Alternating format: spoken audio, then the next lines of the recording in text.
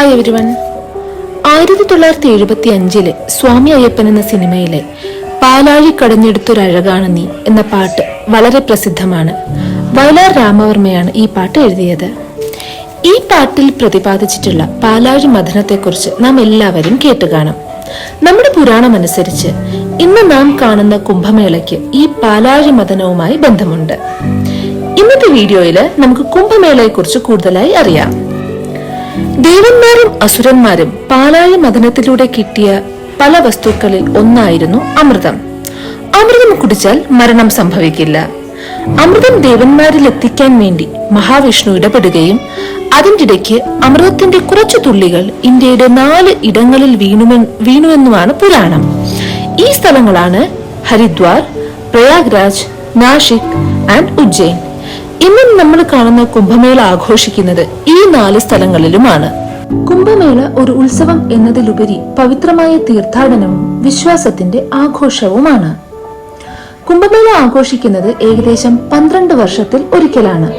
ബൃഹസ്പതി, അതായത് വ്യാഴം എന്ന ഗ്രഹത്തിന്റെ ഗ്രഹണത്തിനെടുക്കുന്ന സമയമാണ് ഈ 12 വർഷം. ആചാരപ്രകാരം വെള്ളത്തിൽ മുങ്ങി പ്രാർത്ഥിക്കുന്നതാണ് ഈ കുംഭമേളയിലെ ഏറ്റവും പ്രധാനപ്പെട്ട ചടങ്ങ്. പ്രധാനമായും 4 തരത്തിലുള്ള കുംഭമേളകളാണ് ഉള്ളത്: മഹാകുംഭമേള, പൂർണ്ണ കുംഭമേള, അർദ്ധ കുംഭമേള, മഘമേള. ഇനി നമുക്ക് ഓരോന്നിലേക്കായിട്ട് പോവാം. അപൂർവങ്ങളിൽ അപൂർവവും ഏറ്റവും പ്രധാനപ്പെട്ടതുമാണ് മഹാകുംഭമേള. ഈ മഹാകുംഭമേള നടക്കുന്നത് 144 വർഷങ്ങളിൽ ഒരിക്കലാണ്. അതായത് 12 കുംഭമേളകൾ കൂടിച്ചേർന്നിട്ടാണ് മഹാകുംഭമേള ഉണ്ടാവുന്നത്.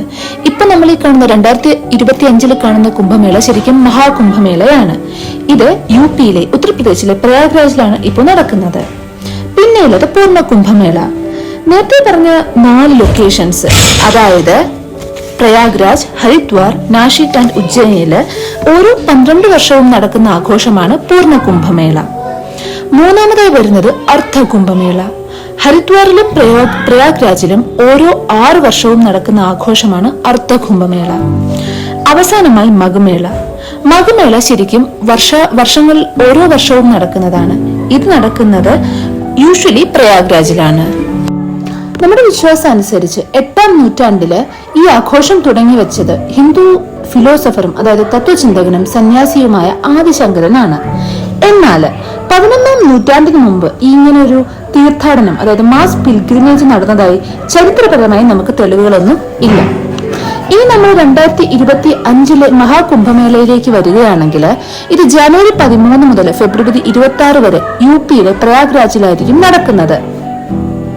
ഈ മഹാകുംഭമേള 144 വർഷത്തിൽ ഒരിക്കൽ മാത്രം നടക്കുന്നത് കൊണ്ട് തന്നെ ഈ തലമുറയിലുള്ളവർക്ക് ജീവിതത്തിൽ ഒരിക്കൽ മാത്രം എക്സ്പീരിയൻസ് ചെയ്യാൻ പറ്റുന്നതായിരിക്കും ഈ ഒരു കുംഭമേള.